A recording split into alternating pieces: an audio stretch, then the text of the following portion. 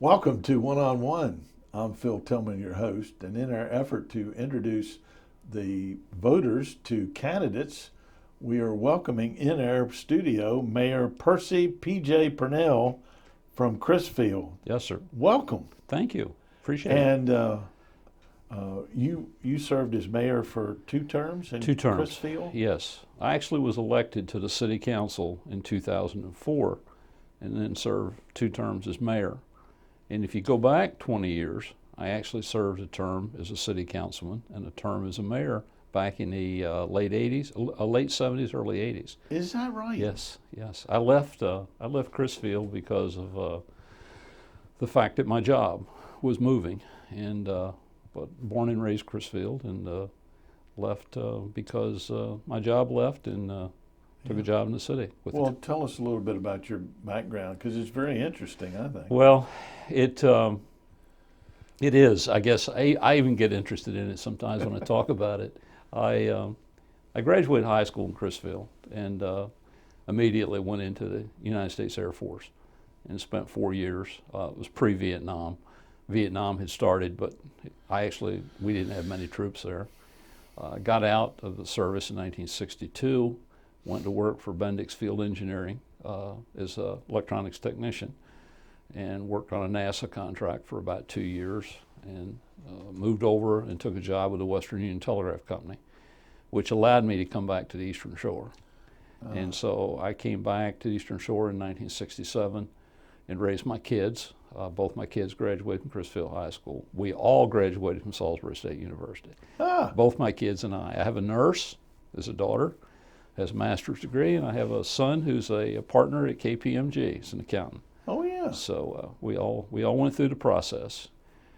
So in 1986, after I graduated college, there was an opportunity to move up in the company.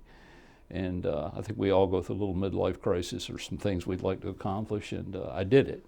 And I went to the city and worked my way up through the ranks in the company. We were sold a couple of times. The division was sold first to Contel and then to GTE, and worked my way up to be a director of new business development with GTE. Little interesting twist, I left GTE for 1 year, went to work for Unisys, and GTE hired me back. And I retired out of GTE and then went over and worked for Lockheed Martin the last 8 years, and finally retired out of Lockheed Martin. Now, where did you live when you were working up for those? When I first went there, I lived in Waldorf. Oh. And my wife worked for Social Security. And later, I moved over to Virginia, Chantilly, because I was working at Lockheed Martin's facility in Manassas. Oh, and my. So the commute just got a little bit too tough. Yeah. And so I spent the last 8 years working for Lockheed Martin at Manassas. Yeah, that's pretty country over there. Beautiful country, It horse really country. Horse country. Horse country and golf country. I like to go over there and play golf. So. Yeah, it butts right up against Washington, D.C. Yeah. Mayor, you served 8 years in some pretty tough times for the city of Chrisfield. Tell us a little bit about that. Well, as I said, I was elected in 2006. First 2 years, first year and a half, pretty smooth. We got a lot of things accomplished. Started a lot of projects. Economic downturn came in 2008, and in 2012 we got hit with Hurricane Sandy. Yes, it was hard. I've never been in combat, but Hurricane Sandy, the only thing I can say to you, when you're responsible for something, like I was for the city of Chrisfield, it gets pretty emotional when you see your entire community flooded, even your own house. You know, it's very difficult. Yeah, very difficult. And I didn't run for mayor this year. I didn't feel it was proper for me to run for mayor and then turn around and run for the House of Delegates, so I didn't. And but we're still digging out. We're still digging out. My successor is going to do a great job down there, and it's still a recovery process. We still have faith-based organizations, still working, building houses, and it's been a difficult situation. Yeah. Yeah. Well, going through that, you probably learned to appreciate the role that state government can play in a community that needs services and needs things. Um, how can you take your experience in Chrisfield and translate that into serving not just Chrisfield but all the communities and the people who don't live in communities are in 30?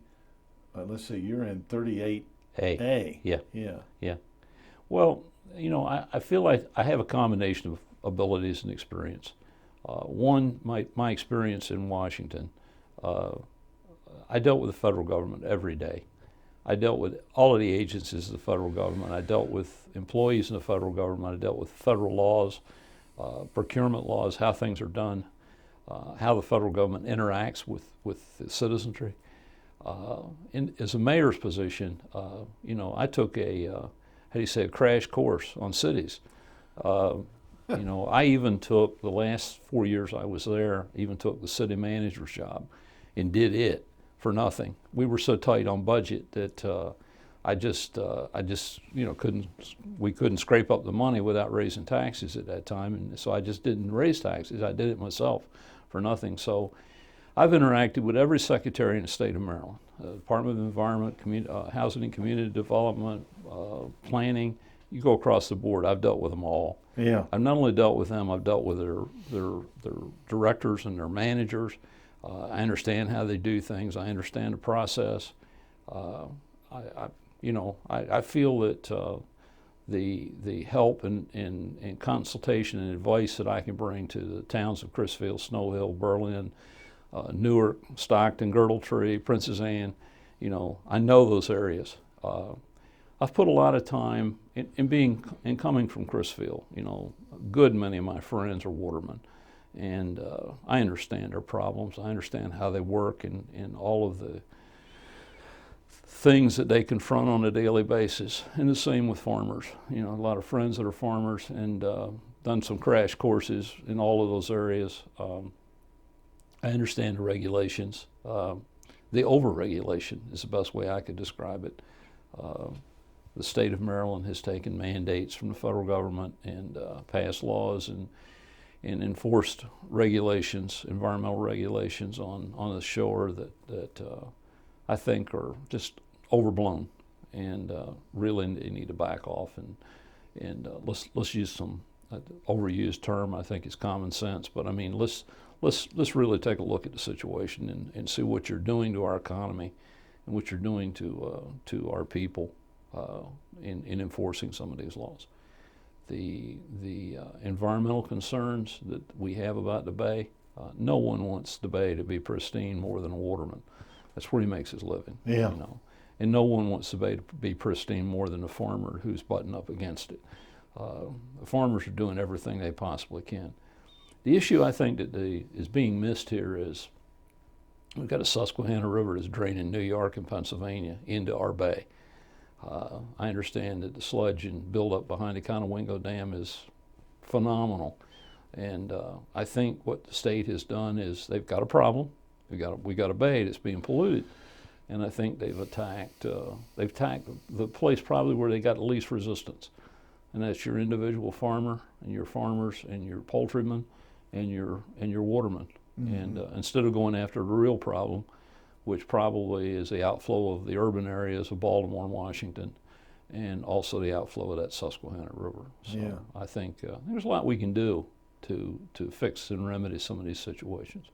Well, the Conowingo Dam permit for the power company there, I understand, is up for renewal. Mm-hmm. And perhaps that's the time for the state to say, well, we'll let you renew it as long as you do A, B, C, and D. Yes. Put some of the regulations on them. Excellent point. That, as you say, the little individual guy finds it difficult to comply with some of the regulations and also pay for them. Yes. And if they're generating electricity on the Conowingo Dam, then they've got a source of income there. Absolutely. Yeah. Well, Mayor, Percy, if I may, or PJ. Either way. What other issues, what do you hear are the major issues that when you're talking to people that the state of Maryland will face in the next 4 years? Well, the state of Maryland is facing a structural deficit. The structural deficit has been around for a number of years. I won't go into all the details of why it occurred, but if you go down to political, we're all responsible for it. Mostly it was mandates coming from the federal government for programs that you had to do and no money to do it. Consequently, the state already was up against the wall and having a tough time. And you brought along the collapse in 2008. It's probably $1 billion in lost revenue for the state of Maryland. I can't, without being in the legislature and listening to the expert testimony, I can't tell you if every decision that was made was a right decision, if everything that was done was a right movement and so forth. I plan to take the time, whether I'm elected or not. Curiosity has got me now. I need to go to Delaware and Pennsylvania and Virginia to find out, what's different. What did you guys do different? Because they obviously have created, I guess, in some way, a more business-friendly environment than Maryland has. The only thing I could say is, our economic development in this state, we're facing, I won't say tough times, because, the Baltimore-Washington corridor seems to be flourishing. Although if you go to the other side of Potomac, I think it's flourishing a little bit more than on our side. But that seems to be flourishing.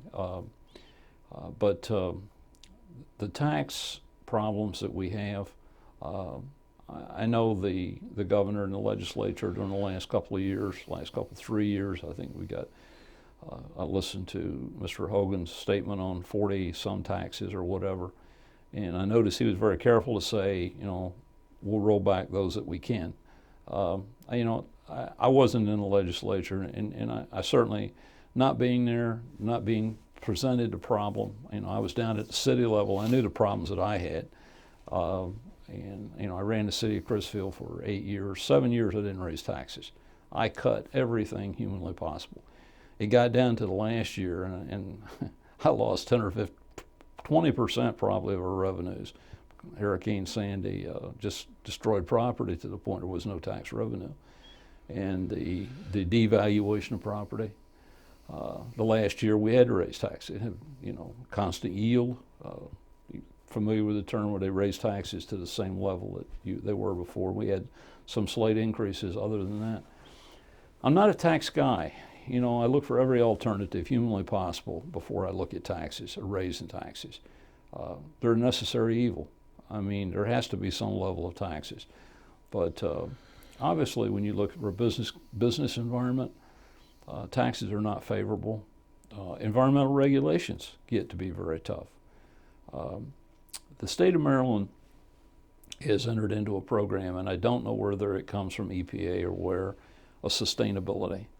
And sustainability basically comes down to they don't want any more farmland developed, they don't want any more forests developed. So you stay within the cities. But the problem is, within the cities, you're paying dual taxes. You not only pay city taxes, you also pay state and county taxes on top of that. Obviously, I'm going to look at that.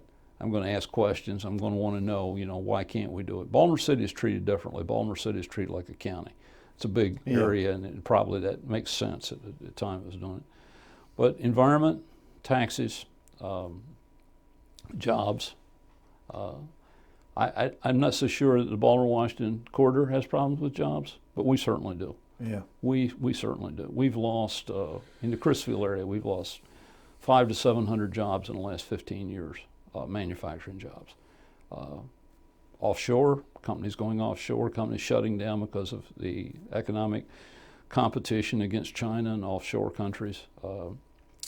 Hard times. I think we need to bring some of this back. I'm hearing rumors that the pricing in manufacturing is starting to level off because of transportation costs for products. So I really believe that we can do some things. But my position is I will be involved. I'll be involved with the state secretaries. I'll be involved with the state programs. I'll be the guy sitting at the table saying why.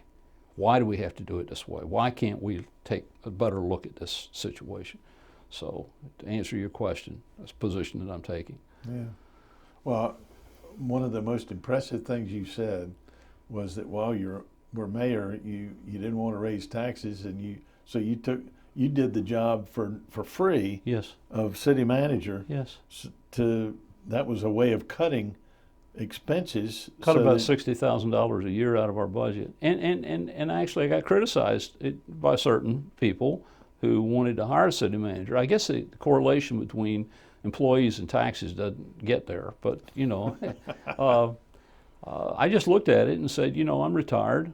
I'll find the time to do this until such time as the environment gets better, the economy gets better, and we'll have the dollars to do it. I think probably they're going to do it in the future. Yeah. Because not every mayor is going to have the time that I had, or right. Take the time that I did. So I think they'll probably do it in the future. But there's a lot of cities. Cambridge doesn't have a city manager. Mm-hmm. It's what I did is I took the department heads and I raised their stature and let them be responsible for areas and treated it kind of like a company. And you were the mayor. I was the mayor. I was the one that's going to be responsible for everything anyway. Yeah. So why not make the decisions? Yeah. So yes. Yeah. Well, unemployment here on the east. I mean, you mentioned the fact that the Big Seven, they call them, the Big Seven counties, from Baltimore to Washington, where a lot of people are, a lot of jobs, a lot of revenue. People make big money over there. A lot of them work for the government.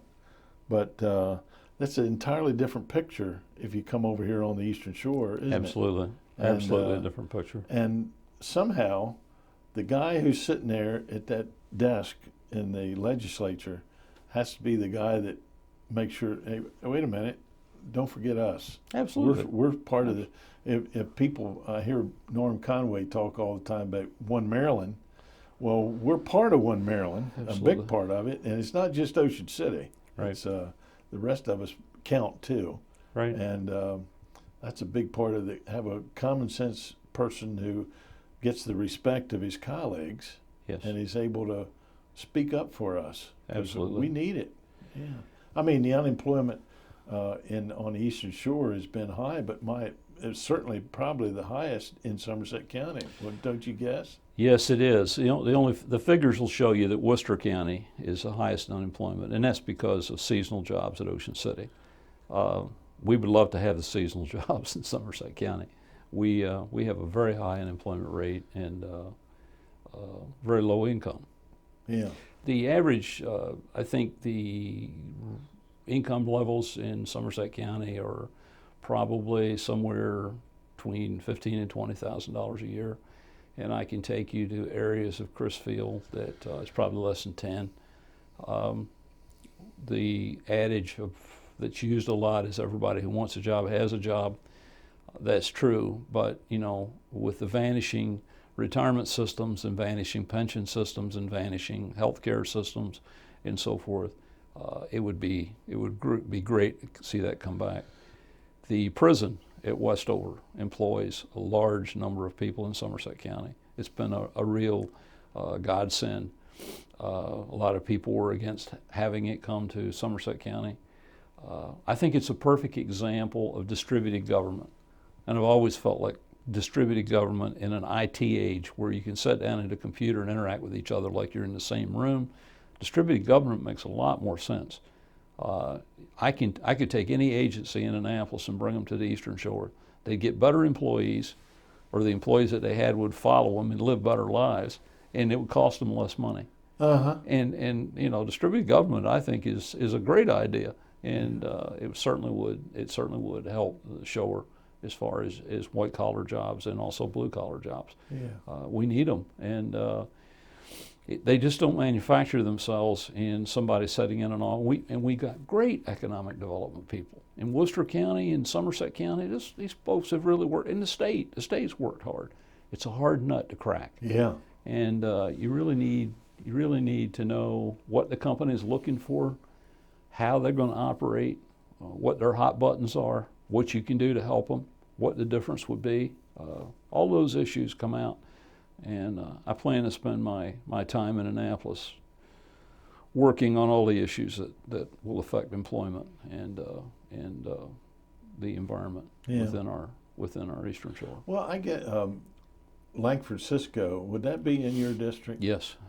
they're certainly a major employer. Absolutely. And Absolutely. they've meant a lot to this, to the Absolutely. lower shore. Absolutely. Golly day. You lost one of your gun manufacturers out of Pocomoke. You lost years ago. I can remember, your Crown Cork and Seal in Fruitland. I can remember more business farms in Snow Hill. Yeah. And there's a company there on the highway outside of Berlin that manufactured vaccines and so forth. I mean, all those companies left for a reason. Yeah. And either their market dried up, their competition overwhelmed them, or the environment that they were in, combination of labor cost and environment cost and operational cost, just overcame. And so I think those are the issues we need to go back and look at. We need to look at how do we make it right that a company in Ohio or a company in wherever would come to the Eastern Shore and do it. In Crisfield, with the help of the economic development folks, I and my city council worked to get Sherwood-Williams a grant to retool their plant. And when I say retool, they make paintbrushes. Yeah. And so they not only make paintbrushes, but they make paint rollers. And they hired 100 extra people. Oh my gosh. And they closed a plant in Ohio and brought it here. And wonderful success story. And a lot of people put a lot of effort in it. Yeah. And including the state of Maryland. They came down with a grant for $850,000 and helped them retool and helped them. But it's 100 jobs. And what 100 jobs it changes the whole environment. That's 100 households that absolutely got to pay, and not only that, but they pay a great retirement and they pay hospitalization. Wow. So I mean, there's things there that Yeah, which goes along with that saying you can be unemployed or you can be underemployed. Absolutely, and that's absolutely. We all can't. No deference against Walmart, but we all can't work there. Yeah. So yeah. Our needs and our abilities don't always fit. Warwick Community College continually talks about training local people for local jobs. Absolutely. And the other thing is raise your level of employment. And the average student at Warwick, I think, is 30-some years old. Yeah, amazing. Well, you changed yeah. during your working career. Yeah, I so did. you're a good example of that. I did. Yeah. Mine was a combination. Of I realized it in my mid-40s, or actually late 30s. I realized that eventually I wasn't going to be able to do what I was doing, and I wanted my kids to go to college. And I was looking for something better. We always strive for a better position. And so those 8.5 or 9 years I spent in night school at Salisbury University. I can tell you some great stories about trying to get to classes at 8 in the morning and then trying to get to work, and you know what I mean. It's interesting, but raising the level of the capabilities of your employment force, the people that can be hired. You see success stories. You see Hyundai or one of the companies, Kia, going into Alabama and going to the community college and setting up a program to train employees to work on an automobile assembly line. You see stories of companies in Ohio crying for people to work their assembly line because the equipment that they've got to operate is so complicated that they need first-rate people that are willing to take those kind of jobs. And can't find them. So I mean, all of that plays a factor. The good old days of somebody. There's always been a story on Sherwood-Williams, that the fellow that brought Sherwood-Williams to Crisfield. It was called Rubber Set, and he came here because he liked to fish and duck hunt. Well, I don't think that's going to happen too many more times. No. So we really need to upgrade our situation, and our economic development people work hard at it. Yeah. It's just I'd like to be the part of the tilting force in Annapolis that helps make that change. Yeah. Well, that Rubber Set story, I think, is fantastic. Oh, it is. What a win-win situation Absolutely. that is for the company, for the state, for the city of Crisfield, yeah. and for the Eastern Shore. Absolutely. Absolutely. Great story. 100 jobs. 100 jobs. Golly. And good paying jobs. Yeah. They according to our standards on the shore, they pay very well. Yeah. And like I said, the things that sneak in that people don't think about until they get probably in their 40s is retirement, and they instantly remember hospitalization. They're key factors. And they look out for their employees. Yeah. In the prison, I mean, that's been again, I'll go back to that again. It's been phenomenal.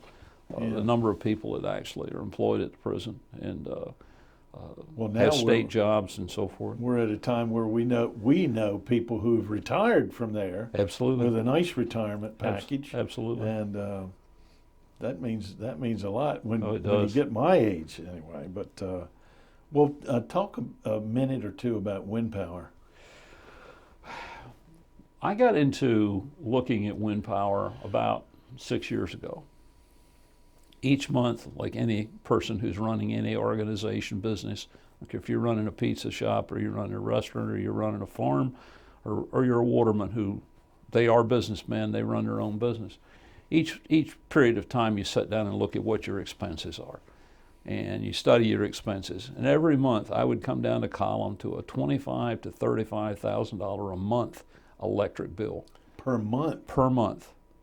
Primarily to run my sewer plant. I say I personalize, but our sewer plant. And I got thinking about it. You know, how could I get rid of this bill? You know, obviously I couldn't go to the electric company and say, would you give it to me? I looked at solar energy. I didn't have the real estate within the city to do it. So then I got into wind power and started to look at what it would involve and how it would go about. First thing we did is we went to the state and we did a study. We brought in an anemometer. I probably can't pronounce it right, but anyway, it measures wind. And we put it up on our water tower, which is about 250 feet. And we let it run for a year. And what it showed us was that we have almost a constant 17-mile-an-hour wind at that altitude coming across Chrisfield. You got to think about this because you got the Tangier Sound, Chesapeake Bay, Lower St. Mary's County. There's nothing between the mountains and us. There's nothing but the air just moves towards that ocean. I wouldn't have thought of that, but you're right. So we got a 17-mile-an-hour wind. So we went off to justify how would we do this, and we found the cost to be somewhat prohibitive. I mean, you're talking $3 to $4 million to put up a facility that will generate enough electricity to meet the requirements of the sewer plant. Is that what it costs to erect one? Yeah. Really? Yeah. Wow. Yeah, it is. They're not cheap. No, they're not. So we went out to the various agencies and started looking for grant money. And finally, we wrote a proposal to the Department of Environment. And we wrote a proposal to the Department of Housing and Community Development, who runs the Community Development Block Grant Program, CDBG. And we were successful. We got grants to build the facility, and we got grants to buy land, and we got grants to do the engineering cost. Listen, grants are not easy. How much local money did you have in it? We actually ended up with about a debt of about $400,000, which could be reduced by some of the factors that are going to go into this.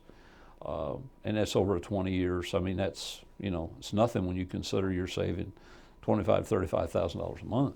Wow. And so that's how I got into wind energy. That's how I got it. I went to look at the one in Chesapeake College. I talked to the folks there. I went to Lewis. That's a 2 megawatt, much bigger than we were looking at. And I went to Massachusetts on vacation, and like the wife said, I wish you'd stop looking for windmills. I spent my time looking at windmills and trying to understand, how it works and so forth. I talked it over with my city council. They got behind it. Talked it over with citizenry.